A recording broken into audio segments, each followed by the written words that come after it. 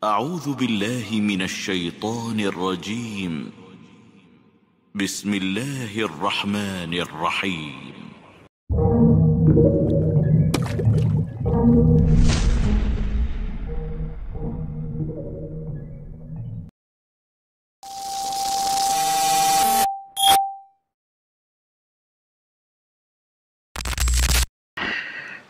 Bismillahirrahmanirrahim. Assalamualaikum warahmatullahi wabarakatuh. Alhamdulillahilladzi bini'matihi tatimmu shalihat. Segala puja dan puji syukur senantiasa kita ucapkan kepada Allah Rabbul Alamin, yang mana dengan nikmat yang diberikan oleh Allah Jalla Jalaluh maka sempurnalah kebaikan-kebaikan. Wa nashhadu an la ilaha illallah wahdahu la syarikalah, lahul mulku wa lahul hamdu wa huwa ala kulli syai'in qadir. Wa nashhadu anna Muhammadan abduhu wa rasuluhu wa habibuhu wa khaliluhu, salawatu rabbi wa salamuhu alaihi wa ala alihi wa ashabihi wa man ihtada bihudahu ila yaumiddin. Yauma la yanfa'u malun wala banun illa man atallaha biqalbin salim. Jemaah yang semoga dirahmati oleh Allah Tabaraka wa Ta'ala, kita senantiasa bersyukur kepada Allah Rabbul Alamin. Kemudian kita meningkatkan ketakwaan kepada Allah Jalla Jalaluh dengan terus mengamalkan apa yang diajarkan oleh Nabi sallallahu alaihi wasallam, baik itu yang diperintahkan secara akwal, kemudian secara af'al, yaitu ucapan, kemudian perbuatan, atau takriran, atau secara ditetapkan oleh Allah Tabaraka wa Ta'ala dan Rasulnya sallallahu alaihi wasallam. Maka dengan hal tersebut bisa mendatangkan kebahagiaan dari Allah Tabaraka wa Ta'ala. Menegakkan agama Allah, kemudian senantiasa memelihara hal tersebut akan mendatangkan rahmat dari Allah Rabbul Alamin jemaah. Kemudian salawat beriring salam kita ucapkan kepada Nabi kita Muhammad bin Abdullah sallallahu alaihi wasallam. Allahumma salli wa sallim wa zid wa barik wa an'im ala sayyidina wa maulana Muhammad bin Abdullah sallallahu alaihi wasallam. Ya Allah, semoga selawat beriring salammu, tambahan berkah dan nikmatmu senantiasa tercurahkan kepada hamba kekasihmu ya Allah, kekasih kami ya Allah, junjungan kami ya Allah, Muhammad bin Abdullah sallallahu alaihi wasallam. Jemaah yang semoga dirahmati oleh Allah Tabaraka wa Ta'ala, alhamdulillah pada kesempatan malam hari yang berbarokah ini kita bisa meluangkan waktu kita untuk duduk mengkaji kalamullah, mengkaji hadis Nabi sallallahu alaihi wasallam, kemudian mengamalkan apa yang bisa kita amalkan dari hal tersebut. Karena Nabi sallallahu alaihi wasallam mengatakan, "Idza amartukum bi amrin fa'tu minhu mastata'tum." Jikalau aku perintahkan kepada kalian suatu perintah, maka kerjakan sekemampuan kalian. Jangan paksakan diri kalian dan jangan pula kalian remehkan hal tersebut. Kemudian kalau sudah terbiasa mengamalkan amalan-amalan soleh, itu dijaga. Kemudian setelah kita mengetahui itu adalah amalan-amalan yang mendekatkan diri kepada Allah Tabaraka wa Ta'ala, terus kerjakan hal tersebut walaupun mungkin yang bisa kita kerjakan cuma sekedar sedikit saja. Maka itulah amalan yang dicintai oleh Allah Tabaraka wa Ta'ala, adwamuha wa in qalla, yang terus menerus tapi continue atau terus menerus walaupun dia adalah sedikit. Kemudian di sini Al-Imam An-Nawawi rahimahullahu taala beliau mengatakan bab yang ke-16 dari kitabnya Riyadhus Shalihin. Babun fil amri bil muhafazati ala sunnati wa adabiha. Bab perintah memelihara sunnah Nabi sallallahu alaihi wasallam dan adab-adabnya.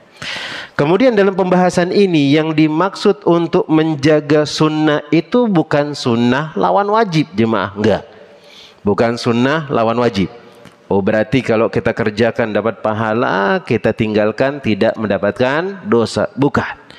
Tapi yang dimaksud sunnah di sini adalah kebiasaan Nabi Sallallahu Alaihi Wasallam, baik dari itu perintah atau itu adalah menjauhi larangan Nabi Sallallahu Alaihi Wasallam, mau dia wajib, mau dia sunnah dan seterusnya.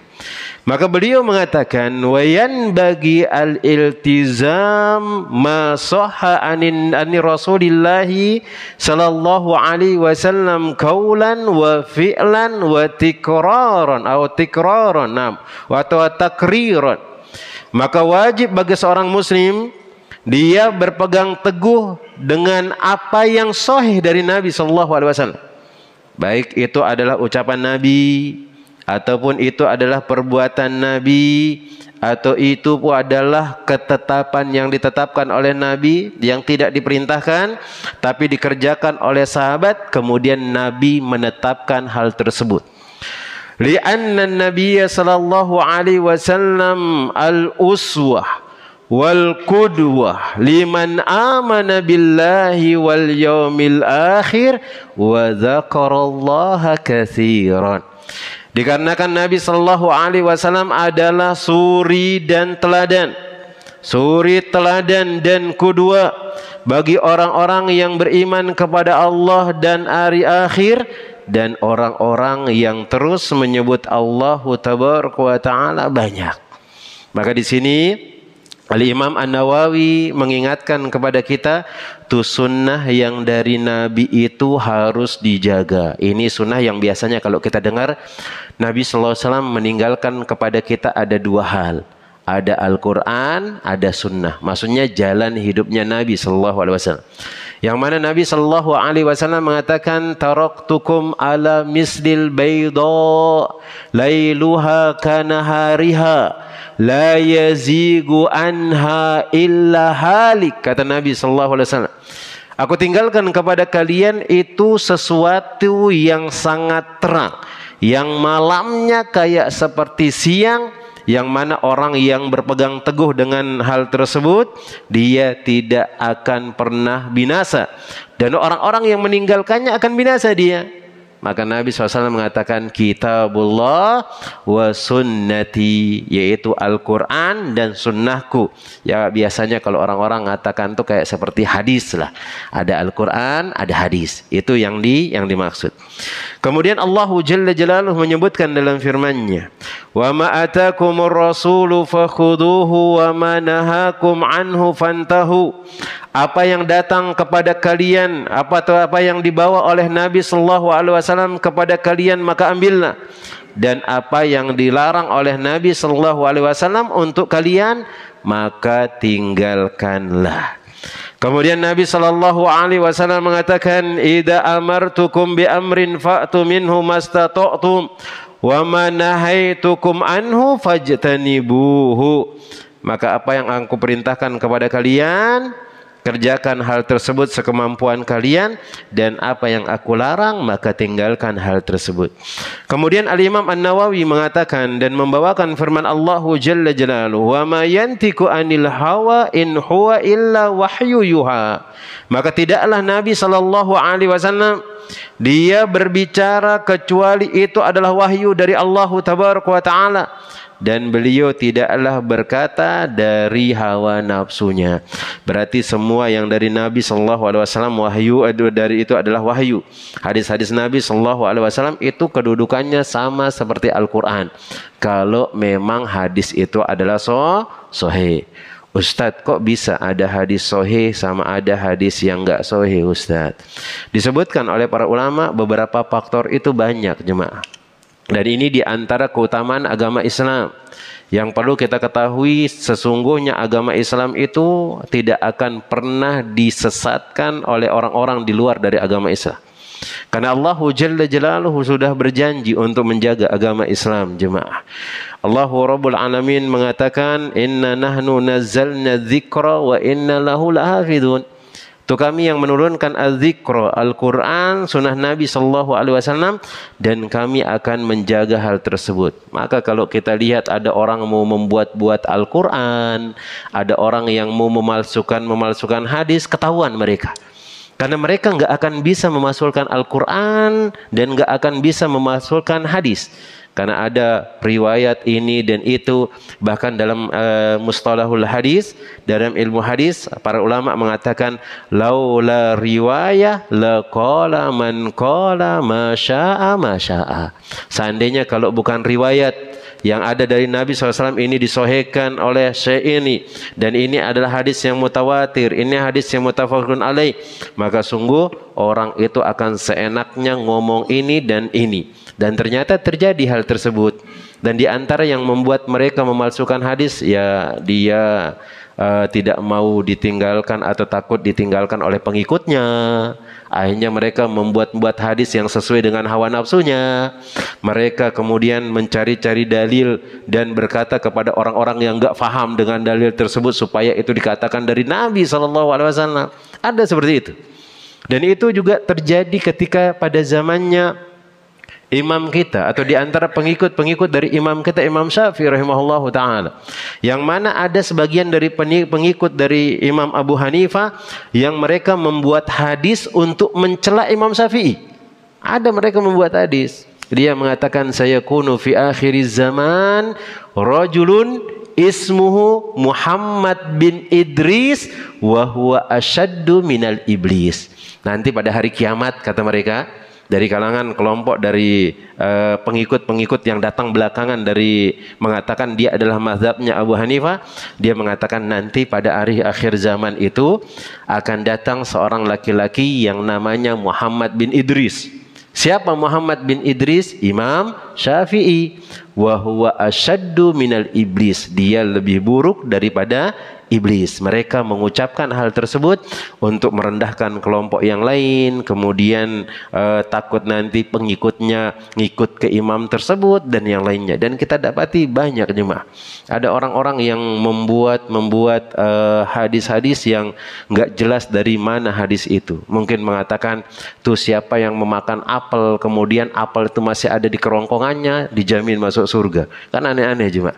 Membuat hal tersebut kemudian dia mengatakan qala Nabi sallallahu alaihi wasallam, maka itu tidak dibenarkan. Kemudian kita kembali lagi ke pembahasan jemaah, bahwasanya di sini Nabi sallallahu alaihi wasallam memerintahkan kita untuk berpegang teguh dengan sunnah Nabi sallallahu alaihi wasallam. Dan apa yang dikatakan oleh Nabi sallallahu alaihi wasallam itu bukan dari hawa nafsu beliau, tapi yang keluar adalah wahyu dari Allah Tabaraka wa Ta'ala. Dan di sini juga dalil tidak boleh orang hanya berpegang teguh kepada Al-Quran, sunnah dibuang. Tidak boleh ada orang berpegang teguh dengan sunnah, Al-Quran dibuang. Karena dahulu ada orang-orang itu yang mengatakan dirinya adalah Al-Quraniyin, pengikut Al-Quran, yang mereka mengambil dari Al-Quran saja, hadis nggak boleh diambil. Karena dia mengatakan, oh hadis itu bukan kalamullah. Kita katakanlah itu adalah kalamullah, tapi dari perantara Nabi Muhammad sallallahu alaihi wasallam. Karena kalau dia meninggalkan salah satu Al-Quran atau sunnah, atau dia berpegang dengan Al-Quran, sunnah tidak diikutkan, dia berpegang dengan sunnah, Al-Quran tidak diikutkan, maka sungguh cara beribadahnya itu tidak akan benar. Contoh misalnya, Allah Jalla Jalaluhu mengatakan wa aqimis salata lidzikri, maka tegakkanlah salat untuk mengingat aku, kepada Allah Tabaraka wa Ta'ala. Allah Subhanahu wa Ta'ala mengatakan hal tersebut. Kemudian kalau antum mengikuti Al-Quran saja bingung antum tata cara salat itu mana? Karena dari antum buka dari awal dari Al-Fatihah sampai An-Nas itu enggak ada tata cara salat yang sempurna di sana. Cuma Nabi SAW mengatakan farka wasjud, ruku dan sujud saja. Itu saja dalam Al-Quran. Yang selebihnya kayak iktidal, kemudian duduk di antara dua sujud, tahiyat awal, tahiyat akhir, bacaannya itu enggak ada. Dan antum dapati itu dalam hadis Nabi SAW. Maka harus dipegang dua-duanya. Al-Quran dipegang, sunnah Nabi juga harus dipegang. Dan itu adalah firman Allah tabaraka wa taala, tapi melewati Nabi sallallahu alaihi wasallam. Kemudian jemaah yang semoga dirahmati oleh Allah tabaraka wa taala, Imam Nawawi mengatakan, wa qala ta'ala qul in kuntum tuhibbunallaha fattabi'uni yuhibbukumullahu wa yaghfir lakum dzunubakum. Katakanlah wahai Muhammad, kalau kalian cinta kepada Allah, maka ikutilah aku, yaitu ikutilah Nabi sallallahu alaihi wasallam. Yuhibbukumullah, maka Allah akan mencintai kalian, wa yaghfir lakum dzunubakum, dan Allah akan mengampuni dosa-dosa kalian. Ternyata di antara syarat kita dicintai oleh Allah tabaraka wa taala adalah harus cinta kepada Nabi. Dan antum kalau pengen dicintai oleh Allah tabaraka wa taala harus cinta kepada Nabi.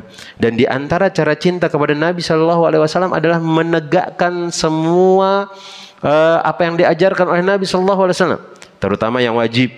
Adapun yang sunnah ya sekemampuan antum. Yang wajib pun sebenarnya sekemampuan. Kalau memang nggak bisa berdiri maka duduk. Karena di antara sunnah Nabi sallallahu alaihi wasallam adalah salat jemaah. Itu sunnah Nabi.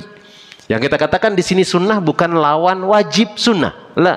Tapi sunnah Nabi di sini maksudnya adalah kegiatan Nabi sallallahu alaihi wasallam, cara hidup Nabi sallallahu alaihi wasallam. Bahkan disebutkan oleh Al-Imam atau Syekh Abdul Azim bin Badawi Al-Khalafi hafizahullah ta'ala dalam kitabnya Al-Wajiz fi Fiqh Sunnah wa Kitabil Aziz, beliau mengatakan, wa min sunanin nabiyyikum as-salat wa man taraka salat faqad taraka sunanan nabiyyikum. Maka di antara sunnah Nabi kalian itu adalah salat. Dan salat itu hukumnya adalah wajib. Dan barang siapa yang meninggalkan solat tersebut, maka dia telah meninggalkan sunnah Nabi sallallahu alaihi wasallam. Kemudian jemaah yang semoga dirahmati oleh Allah tabaraka wa taala, Allah Jalla Jalaluhu pun mengatakan dalam firman-Nya, dan ini yang dibawakan oleh Al-Imam An-Nawawi, beliau mengatakan, laqad kana lakum fi rasulillahi uswatun hasanatun liman kana yarjullaha wal yawmal akhir. Maka sungguh telah ada pada diri Nabi sallallahu alaihi wasallam suri tauladan yang baik bagi orang yang berharap bertemu dengan Allah tabaraka wa taala, kemudian dia bisa mendapatkan kenikmatan di hari kiamat.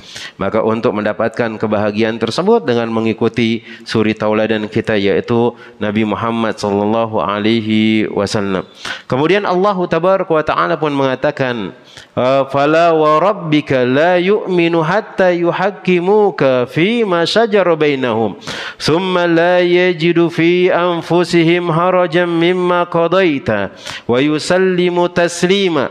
Maka demi Allah, sungguh mereka tidak beriman, kata Allah tabaraka wa taala, sampai mereka itu berhukum dengan apa yang engkau selesaikan di antara masalah mereka. Kemudian mereka tidak akan mendapati rasa keraguan, rasa ketidakpuasan dari apa yang telah engkau sampaikan, dan mereka menerima hal tersebut. Dan ini adalah di antara sunnah Nabi sallallahu alaihi wasallam yang kita berhukum dengan hal tersebut. Kemudian Nabi sallallahu alaihi wasallam menyebutkan dalam hadis yang diriwayatkan dari Abu Hurairah radhiyallahu taala anhu, atau disebutkan oleh Allah tabaraka wa taala, man yuti'ir rasul faqad ata Allah. Tu barang siapa yang mentaati Rasul, maka dia telah mentaati Allah Subhanahu wa taala. Kemudian Nabi sallallahu alaihi wasallam menyebutkan dalam sebuah hadis yang dibawakan dari Abu Hurairah radhiyallahu taala anhu, qala Rasulullah sallallahu alaihi wasallam, man ata'ani faqad ata Allah wa man asani faqad asallah wa man ata'al amir faqad ata'ani wa man asal amir faqad asani. Maka barang siapa yang taat kepada aku, sungguh dia taat kepada Allah. Dan barang siapa yang berbuat maksiat kepada aku, kata Nabi sallallahu alaihi wasallam, maka dia telah berbuat maksiat kepada Allah. Dan barang siapa yang taat kepada Amirul Mukminin, maka dia telah taat kepadaku, kata Nabi sallallahu alaihi wasallam. Dan barang siapa yang berbuat maksiat kepada pemimpin atau Amirul Mukminin, maka dia telah berbuat maksiat kepadaku. Dan jelas ini yaitu taat dalam perbuatan soleh atau dalam ketaatan kepada Allah Tabaraka wa Ta'ala dan Rasulnya, karena enggak boleh kita taat dalam melakukan perbuatan maksiat.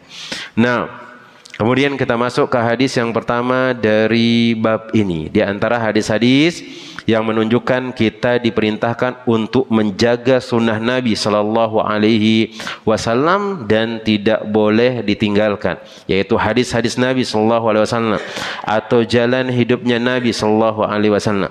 Kalau memang kita cinta kepada Allah, maka kita amalkan hal tersebut dan kita praktekkan dalam kehidupan sehari-hari kita. Fal awwal, hadis yang pertama atau hadis yang ke-156 dari kitab ini.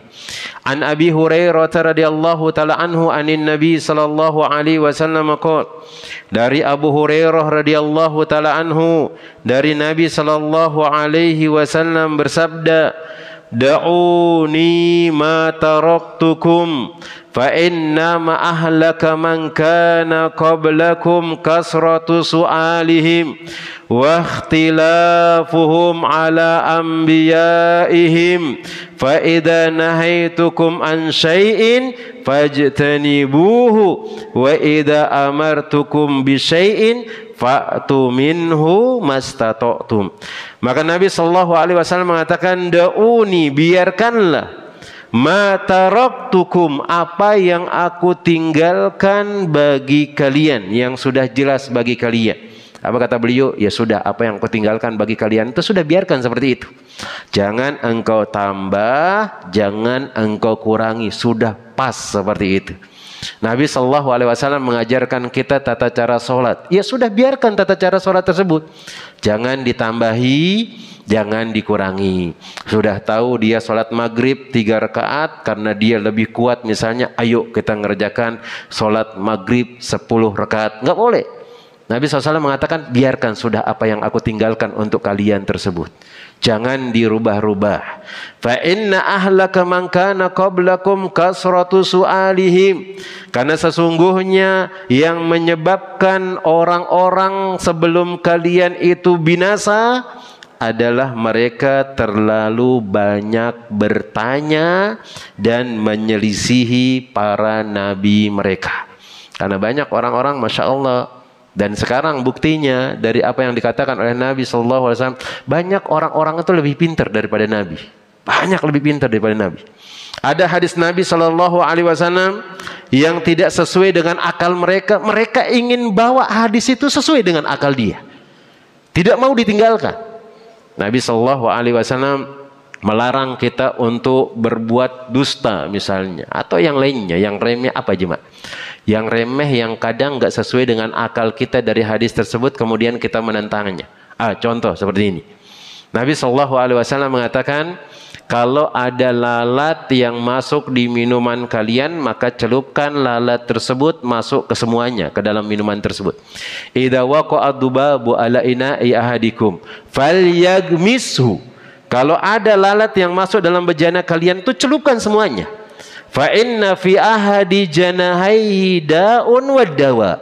Karena sesungguhnya salah satu dari sayap lalat itu ada penyakit dan ada obatnya.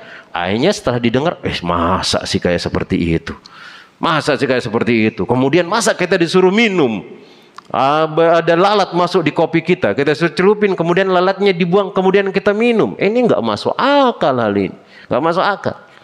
Enggak masuk akal hal tersebut. Kemudian dia juga mengatakan, masa gara-gara kucing kita masuk neraka? Ini hadis apa ini? Kucing kan enggak ada akalnya. Kucing kan enggak ada akalnya. Yang kita kalau dia ngambil ikan dari dapur kita lempar, nggak jadi masalah. Atau mungkin kita kurung dia sampai mati, masa kita akan dimasukkan ke dalam neraka? Kemudian coba, masuk akal nggak ini? Ada seorang perempuan yang dia berzina. Seumur hidupnya dia berzina berpuluh-puluh tahun. Masa gara-gara ngasihkan kucing atau anjing minum masuk neraka, masuk surga dia? Kan nggak dimasuk di akal. Dosanya banyak. Padahal Nabi Shallallahu Alaihi Wasallam yang mengatakan hal tersebut. dan dia ingin membawa hadis itu ikut ke akalnya, bukan akal yang ikut hadis tersebut, dan itu tidak boleh. Maka kata Nabi SAW, mereka itu yang membuat mereka sesat pada zaman dahulu. Kata Nabi SAW, orang-orang terdahulu ini banyak bertanya dia, kemudian menyelisih Nabi. Dan kita juga tahu bagaimana pengikut Nabi Musa alaihissalam, Bani Israel, yang ketika Nabi ketika beliau memerintahkan untuk menyembelih sapi. Di antara kisah tersebut ada orang yang meninggal dunia dibunuh. Akhirnya didatangkanlah beliau untuk jadi penengah hakim. Gimana caranya supaya membuktikan siapa yang membunuh laki-laki ini? Maka Nabi Musa pun mengatakan, sembelih sapi lah, sembelih sapi. Nanti mudah-mudahan nanti Allah memberikan kita petunjuk dari hal tersebut. Banyak bertanya, sapi kayak gimana? Sapi laki-laki apa perempuan? Ini dipakai untuk mengembala apa enggak? Yang gimana warna-warnanya? Yang hitam atau yang kuning atau yang putih dan semuanya. Sampai-sampai mereka itu hampir enggak mengerjakan hal tersebut. Dan banyak bertanya seperti itu akan membuat dia berat, jemaah. Membuat berat. Mana contohnya? Dia susah nyari sapi tersebut. Bahkan harganya itu sangat mahal sekali. Mana harganya? Dia letakkan tangannya di pundak sapi itu atau mungkin di tubuh sapi itu sebanyak rambut yang ketutup dengan tangannya itu bayarannya. Susah jemaah. Antum harus hitung satu-satu bulunya itu jemaah. Satu-satu. Susah dia. Susah. Dan orang-orang juga seperti itu pada zaman sekarang. Kalau sudah dibilangin sama dia, ya sudah itu hadis seperti ini, nggak perlu antum cari, kemudian antum stres dengan hal tersebut. Agama Islam itu mudah. Kalau Allah Tabaraka wa Ta'ala memerintahkan antum seperti ini zahir ayat-ayatnya, kemudian ditafsirkan oleh para ulama seperti itu, nggak ada pemaling dari hal tersebut, sudah kerjakan. Jangan ditanya kenapa ini, kenapa itu, apa hikmahnya, apa ini, apa itu. Ujung-ujungnya antum nggak kerjain, bener loh. Ujung-ujungnya antum tidak akan kerjain hal tersebut. Kemudian fa idza nahaitukum an syai'in fajtanibuhu. Jikalau aku larang kalian dari sesuatu, maka tinggalkan hal tersebut. Wa idza amartukum bi syai'in fa'tu minhu mastata'tum. Kalau aku perintahkan kalian kepada sesuatu, kerjakan sekemampuan kalian. Di sini ada 2 poin jemaah. Kalau Nabi SAW memerintahkan sesuatu, kita kerjakan sekemampuan kita. Karena kita semua tidak mampu dengan hal tersebut. Nabi SAW memerintahkan antum pergi berhaji. Enggak semua kita bisa berhaji. Maka mastata'tum. Tapi kalau meninggalkan perbuatan maksiat, demi Allah semua kita itu bisa jemaah. Cuman kadang hawa nafsu yang susah. Kadang hawa nafsu yang susah. Ya, ada yang terbiasa minum. Berhenti minum. Nabi SAW memerintahkan hal tersebut. Akhirnya nggak bisa. Itu sebenarnya hawa nafsunya saja. Sebenarnya meninggalkan sesuatu sangat mudah sekali jemaah. Sangat mudah sekali. Dan para sahabat pun banyak yang melakukan hal tersebut. Yang biasa minum khamar. Karena minuman mereka sehari-hari khamar semua jemaah.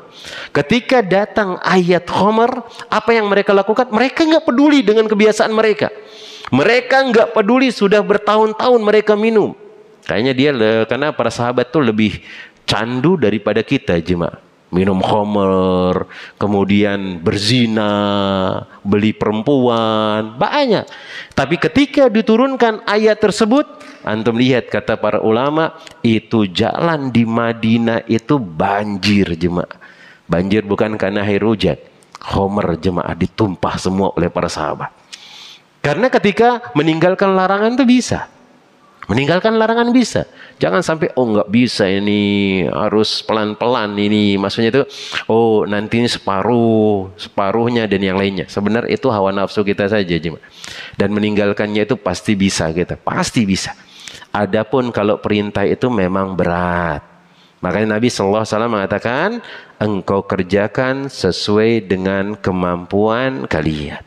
Maka di sini jemaah yang semoga dirahmati oleh Allah Tabaraka wa Ta'ala, al-amru bitarki as-su'al an syai'in lam yaqa khasyatan an yanzala bihi wujuba au azimatan. Beliau mengatakan perintah untuk meninggalkan banyak bertanya itu supaya nanti yang sesuatu yang dikhawatirkan itu tidak terjadi. Karena kalau dia bertanya, Takutnya nanti hal tersebut diwajibkan oleh Allah Tabaraka wa Ta'ala sedangkan kita nggak bisa. Contoh kayak seperti ada sahabat yang datang kepada Nabi tentang masalah haji. Sahabat tersebut mengatakan, ya Rasulullah, haji ini dikerjakan tiap tahun nggak? Diam Nabi SAW. Tiap tahun nggak dikerjakan haji ini? Nggak dijawab. Akhirnya karena berapa kali dia nanya, beliau mengatakan sekali setahun. Karena kalau nanti saya mengatakan iya, sungguh kalian tidak akan mampu. Nggak ada di antara kita tiap tahun pergi haji jemaah. Susah. Duit susah. Maka ini di antara wahyu dari Allah Tabaraka wa Ta'ala. Kemudian Nabi SAW mengetahui kondisi kita dalam kehidupan sehari-hari atau kondisi umatnya jemaah. Kemudian yang berikutnya, beliau mengatakan fi'lul ma'murun bihi qad yalzamu minhu masyaqqa. Kemudian perintah atau wujub tarki kulli manhiin anhu idza kana an-nahyu jaziman li'annahu la masyaqqata fi tarkihi. Beliau mengatakan wajibnya meninggalkan semua yang dilarang oleh Allah Tabaraka wa Ta'ala dan Rasulnya karena tidak ada rasa berat dalam meninggalkan keharaman, enggak ada. Tapi sebaliknya, mengerjakan perbuatan-perbuatan yang diperintahkan oleh Allah Tabaraka wa Ta'ala, terkadang orang itu akan mendapatkan rasa berat atau masyakkoh. Nah, kemudian hadis yang kedua, atau hadis yang ke-157, An Abi Najih Al-Irbad bin Sariyah radhiyallahu ta'ala anhu. Qala wada'ana Rasulullah sallallahu alaihi wasallam mau'izatan balighatan wajilat minhal qulub wa dharafat minhal uyun. Maka Nabi sallallahu alaihi wasallam suatu ketika pernah memberikan kami wasiat yang sangat menyentuh dan membuat kita wajilat minhal qulub, dan membuat hati ini bergetar dan bahkan membuat mata ini keluar airnya atau mengalir air mata kita. Fakulna, kami pun mengatakan kepada Nabi sallallahu alaihi wasallam, ya Rasulullah, wahai Rasulullah, ka'annaha mau'idatu muwaddi'in fa'ausina, seolah-olah ini adalah wasiat terakhir dari engkau wahai Rasulullah, maka wasiatilah kami. Maka Nabi SAW mengatakan, usikum bitaqwallahi, aku wasiatkan kepada kalian bertakwa kepada Allah Tabaraka wa Ta'ala. Dan bertakwa ini jemaah ya sekemampuan antum jemaah, sekemampuan antum. Jangan paksakan diri antum, tapi jangan diremehkan. Jangan remehkan. Takut kepada Allah Tabaraka wa Ta'ala dengan sebenar-benar takut kepadanya. Kemudian ini adalah bekal yang paling terbaik yang bisa disiapkan oleh seorang hamba untuk menuju kepada Allah Tabaraka wa Ta'ala. Takwa itu melaksanakan perintah Allah, kemudian menjauhkan diri dari semua larangannya. Wasam'i wa ta'a, dan wajib kalian mendengar dan taat. Wa in ta'ammara alaikum abdun habasyiyun, walaupun yang memerintahkan kalian atau yang menjadi pemimpin kalian adalah seorang hamba Habasyiyah, seorang hamba yang sangat hitam.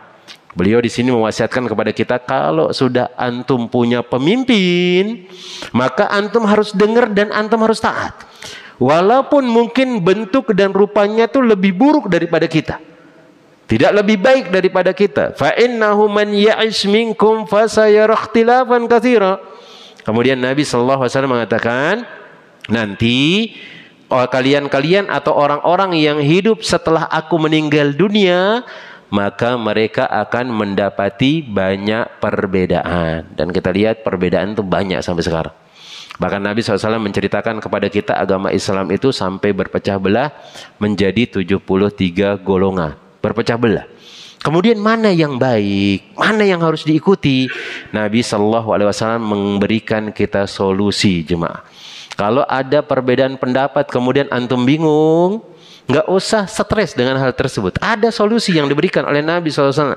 Beliau mengatakan, fa'alaikum bisunnati, maka wajib kalian berpegang teguh dengan sunnahku, wa sunnatil khulafa'i rasyidin al-mahdiyin, dan sunnah pada para khulafa ar-rasyidin, yaitu khalifah ar-rasyidin dari kalangan para sahabat. Waddu 'alaiha bin nawajid, dan hendaknya kalian menggigitnya dengan gigi geraham. Kemudian yang faedah yang bisa kita ambil di sini, fa'alaikum bisunnati wa sunnatil khulafa'ir rasyidin al-mahdiyyin. Di sini Nabi SAW mengatakan wajib bagi kalian untuk berpegang teguh dengan sunnahku. Wa sunnati, kemudian di sana digabungkan dengan waw. Dalam bahasa Arab itu waw itu ada namanya waw atof sama waw ma'iyah. Wawu di sini digunakan wawu ma'iyah, bersamaan, bukan wawu atop. Bukan ikuti sunnahku, kemudian nanti kalau memang ini ikuti sunnah para sahabat, enggak. Tapi di sini digabung. Sunnah Nabi dengan sunnah para sahabat itu jadi satu. Maka kalau ada ternyata enggak dijelaskan oleh Nabi Sallallahu Alaihi Wasallam, tapi dijelaskan oleh para sahabat, maka wajib antum mengikuti hal tersebut, karena yang disebutkan oleh para sahabat itu sesuai dengan apa yang diajarkan oleh Nabi. Yang penting tidak bertentangan. Tapi kalau Nabi mengatakan haram, tiba-tiba dia mengatakan halal, nggak ada dalilnya hal tersebut, maka antum nggak usah ikuti. Contoh lah misalnya, contoh Nabi Shallallahu Alaihi Wasallam ketika ada orang mentalak istrinya dalam satu majlis 3 kali. Dia datang sama istrinya, kemudian dia lagi marah-marahan sama istrinya, kemudian dia mengatakan, saya talak kamu, saya talak kamu, saya talak kamu. Sekali ngomong, saya talak kamu, saya talak kamu, saya talak kamu. Atau mungkin saya talak 3 kamu. Maka Nabi SAW menghitungnya cuma 1. Di zamannya Abu Bakar seperti itu. Cuman yang terjadi perubahan itu di zamannya Umar. Di zamannya Umar, karena banyak orang-orang yang bermudah-mudahan dengan talak, maka Umar berijtihad. Mengatakan barang siapa yang dia mentalak istrinya di satu majlis 3 kali, saya talak kamu, saya talak kamu, saya talak kamu, atau saya talak 3 kamu, maka jatuh 3 kali talak. Dan setelah beliau selesai dari khalifah, itu sudah tidak berlaku kembali lagi seperti ini. Dan itu hanya sekedar kebijakan saja yang dibawa oleh beliau. Kebijakan saja yang dibawa oleh beliau, karena ada di antara para sahabat juga yang menentang hal tersebut karena tidak sesuai dengan apa yang diajarkan oleh Nabi sallallahu alaihi wasallam dan yang lainnya tentang hal tersebut. Kemudian Nabi sallallahu alaihi wasallam mengatakan, pegang teguh sunnahku dan sunnah khulafaur rasyidin. Wa iyyakum wa muhdatsatil umur. Maka berhati-hatilah kalian dengan sesuatu yang diada-adakan dalam agama. Ini hadis Nabi jemaah. Hadis Nabi, dan hadis ini adalah sahih, diriwayatkan oleh Abu Daud, Tirmidzi, wa qala hadisun hasanun sahih. Kemudian beliau mengatakan, fa inna kulla bid'atin dolalah, dan semua yang diada-adakan itu adalah bid'ah, dan semua bid'ah itu adalah sesat. Dan ucapan yang kadang kita sering merasakan kok kayak dikit-dikit bid'ah, ternyata itu memang ada lafadznya dari hadis Nabi SAW. Ternyata istilah bid'ah itu ada dari lafaz Nabi SAW. Ada jemaah. Maka ada orang kadang-kadang, ini kelompok siapa sih ini? Bid'ah. Kita katakan Nabi SAW mengatakan hal tersebut. Cuman kita harus pahami bid'ah itu apa. Seperti itu. Yang mana Nabi SAW mengatakan, wa iyyakum wa muhdatsatil umur. Maka berhati-hati kalian dengan hal-hal perkara yang baru, yang diada-adakan. Maksudnya yang diada-adakan mana? Yang enggak ada contohnya dari Nabi SAW. Memang enggak ada contohnya sama sekali. Karena memang disebutkan oleh para ulama, ibadah itu harus mengikuti contoh Nabi. Enggak boleh kita semau-maunya ibadah. Ini ibadah, jemaah ibadah. Tapi kalau di luar dari ibadah, boleh, terserah antum. Boleh. Mana dalilnya menunjukkan hal tersebut? Kok dibedakan Ustadz? Ada dalilnya. Nabi SAW kalau urusan akhirat itu dikembalikan kepada beliau. Tapi kalau urusan dunia itu, maka enggak berlaku istilah bid'ah itu, cuma enggak berlaku. Karena bid'ah ini berlaku urusan agama saja. Ini dalam hadisnya. Antum bisa buka di Riyadhus Shalihin dan dijelaskan oleh beliau di sana. Masalah bid'ah ini berlaku dalam urusan agama. Dan urusan dunia apakah berlaku? Dia secara bahasa saja. Karena secara bahasa itu sesuatu yang diada-adakan.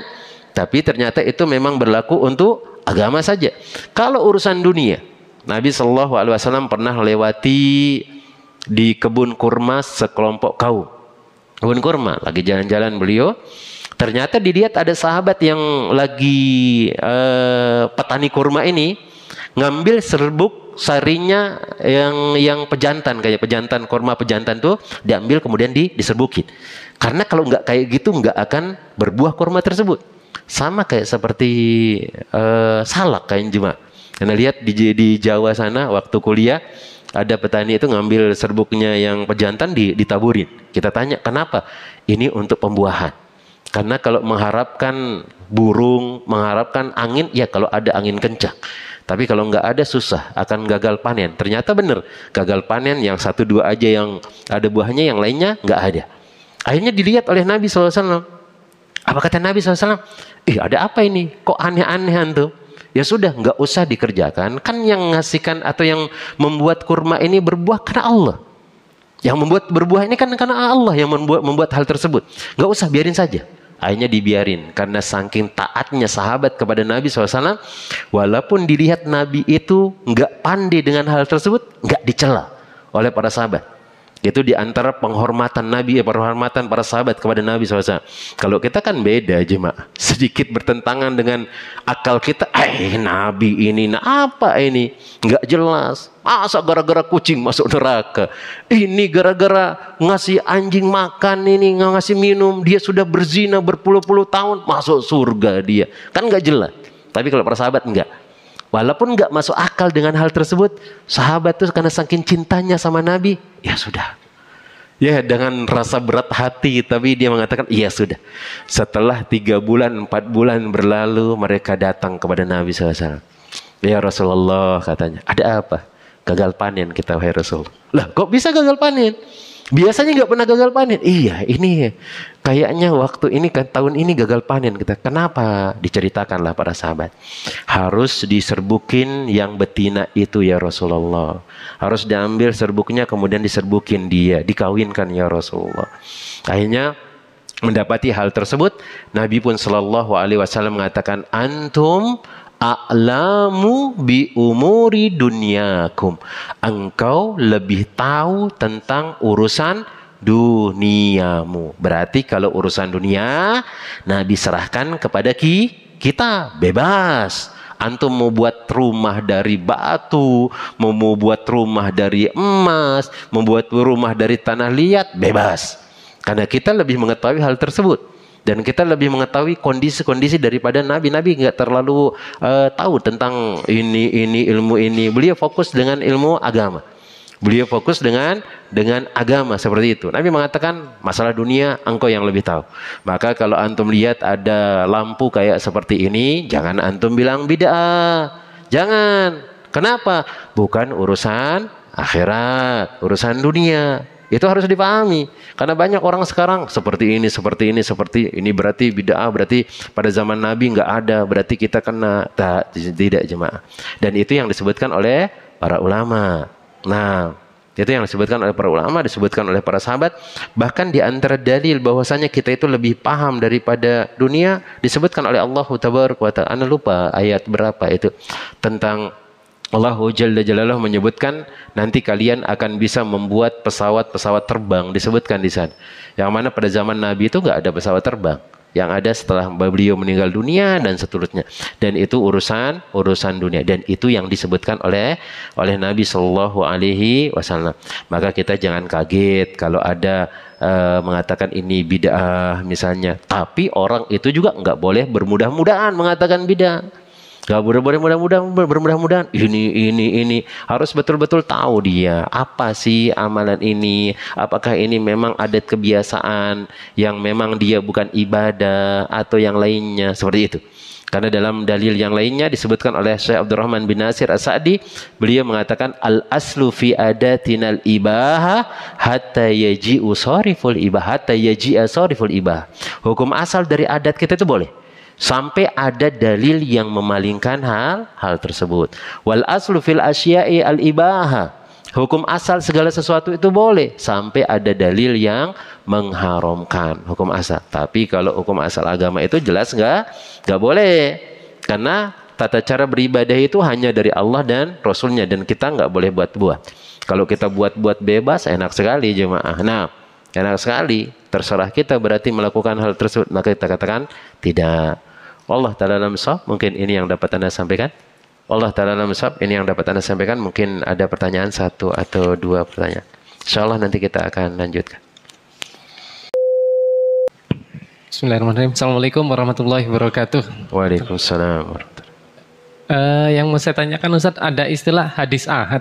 Nah. Sebenarnya hadis ahad itu apa Ustaz? Sebenarnya penjelasannya Ustaz. Terima kasih Ustaz. Nah, jemaah yang semoga dirahmati oleh Allah Tabaraka wa Ta'ala.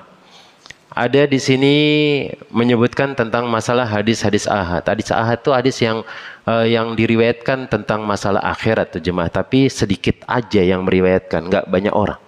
Sedikit aja. Kadang ada yang satu sahabat saja yang mengatakan hal tersebut. Oh, seperti nanti nikmat seperti ini di akhirat. Oh, nanti azab kubur tentang ini. Tapi yang meriwayatkan cuma 1 orang dari sahabat, gitu. Beda dengan hadis-hadis yang lain, ada yang dia 5, 6 orang, 1 dan seterusnya. Itu. Apakah bisa dibuat jadi dalil? Bisa. Kalau memang hadis itu adalah sahih. Bisa. Dan kita nggak boleh membuang hadis itu gara-gara ada cuma 1 orang yang riwayatkan, yang lain tidak. Nah, itu dia secara singkatnya. Bisa di browsing nanti di internet, dijelaskan di sana. Nah, ada yang lain? Fadhal. Allah Ta'ala alam bisawab. Nah.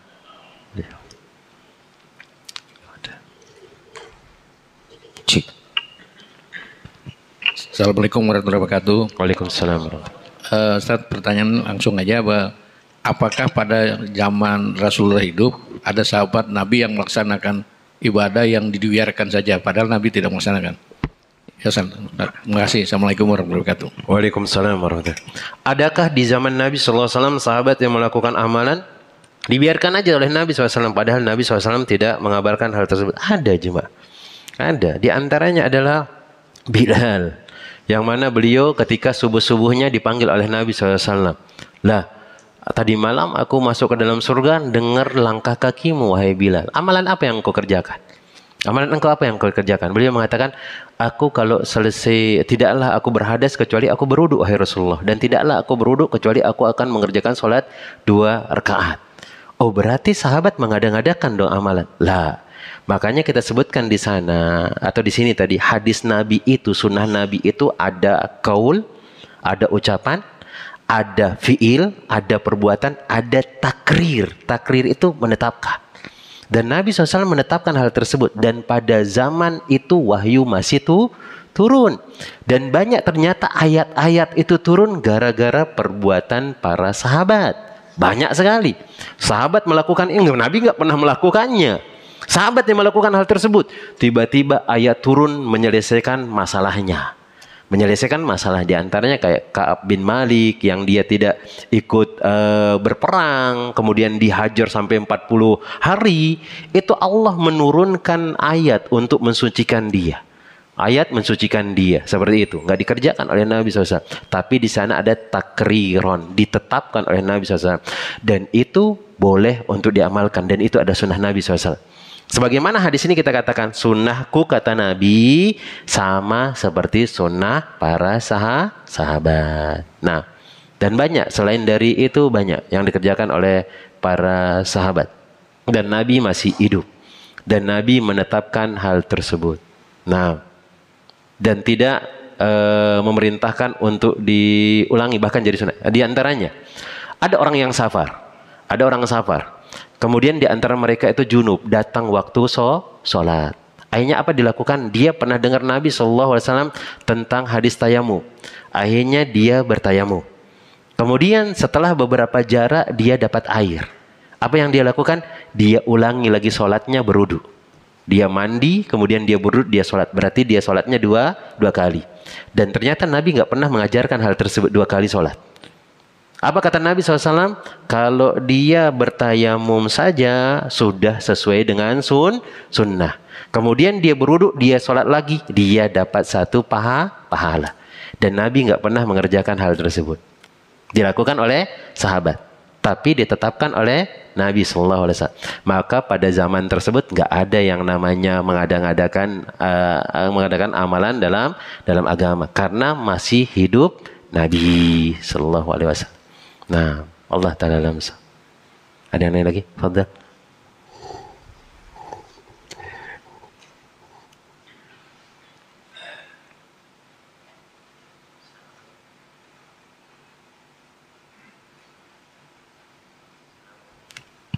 Assalamualaikum warahmatullahi wabarakatuh. Waalaikumsalam warahmatullahi wabarakatuh. Masalah doa Ustaz. Kalau sebaik-baiknya doa kan sujud sama di akhir salam.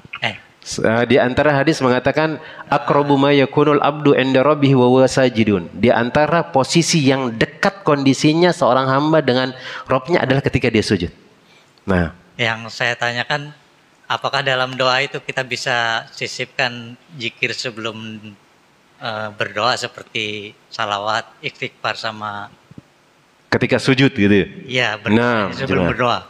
Nah, di sini ada pertanyaan jemaah. Kan kita Nabi SAW mengatakan posisi orang yang paling bagus itu adalah ketika dia sujud, lagi sholat. Apakah boleh sebelum berdoa itu antum selawat dulu? Allahumma sholli ala Muhammad wa ala ali Muhammad kama sholaita dan seterusnya. Antum baca kemudian antum berdoa. Jemaah, apakah boleh jemaah? Apakah boleh? Kalau antum bilang enggak harus ada dalilnya, bilang boleh juga ada dalilnya. Nah, apakah boleh? Nah, sebelum berdoa dia berselawat. Ya Razzaq urzuqni, ya Rahman irhamni. Nah, jemaah. Boleh? Boleh jemaah? Boleh jemaah antum memuji Allah tabaraka wa taala boleh. Boleh silakan. Sebelum antum berdoa mengatakan Rabbi ghafirli, antum mengatakan ya Rahman ya Rahim dan seterusnya, boleh. Silakan. Tapi antum cukupkan langsung berdoa juga dibolehkan. Nah, itu enggak membatalkan sholat. Itu enggak membatalkan sholat selama itu bukan ucapan kita ke orang lain. Nah, silakan. Apalagi kalau selesai sholat misalnya atau di luar sholat. Harus memang di antara salah satu cara supaya doa itu diijabahi itu harus berselawat dulu antum. Kemudian antum puja-puji Allah tabaraka wa ta'ala. Sebagaimana Nabi SAW mengatakan, "Summa dzakara rajula as'asa akbaro yamudu yadahi ila sama." Ada seorang laki-laki yang acak-acakan, dia safar, rambutnya kusut, kemudian bajunya kumal, dia butuh sama Allah tabaraka wa ta'ala. Faqala ya Rabbi ya Rabbi. Dia mengangkat tangannya kemudian mengatakan ya Allah, ya Rahman, ya Rahim. Belum berdoa, tapi baru memuji Allah tabaraka wa ta'ala. Baru nanti akhirnya dia berdoa. Tapi disayangkan makanannya haram, minumannya haram, pakaiannya haram, dan dia besar dari barang haram. Kemudian ketika berdoa itu harus faham kita jemaah. Jangan orang belum berdoa antum sudah bilang amin. Dan ini diantara pentingnya juga belajar bahasa Arab. Ada yang mengatakan amin. Ya Rahman, amin. Ya Rahim, amin. Belum doa dia, sudah diaminkan. Nah, nanti kalau sudah mulai berdoa Rabbi ghafirli wali walidayya warhamhuma kama rabbayani shaghira, kita mengatakan amin. Seperti itu. Nah, Allah Ta'ala misal. Kalau enggak ada kita cukupkan? Ada? Nah, mungkin ini yang dapat Anda sampaikan jemaah yang semoga dirahmati oleh Allah Tabaraka wa Ta'ala. Semoga Allah Tabaraka wa Ta'ala memudahkan urusan kita, kemudian memudahkan kita untuk terus bisa mengerjakan sunnah Nabi Sallallahu Alaihi Wasallam dari solat, dari apa yang diperintahkan oleh beliau dan apa juga yang dilarang oleh beliau kita tinggalkan. Dan semoga Allah Tabaraka wa Ta'ala memberikan keberkahan kepada kita. Nah, kita cukupkan dengan doa kafaratul majlis. Subhanakallahumma wa bihamdika asyhadu an la ilaha illa anta astaghfiruka wa atubu ilaik. Assalamualaikum warahmatullahi wabarakatuh.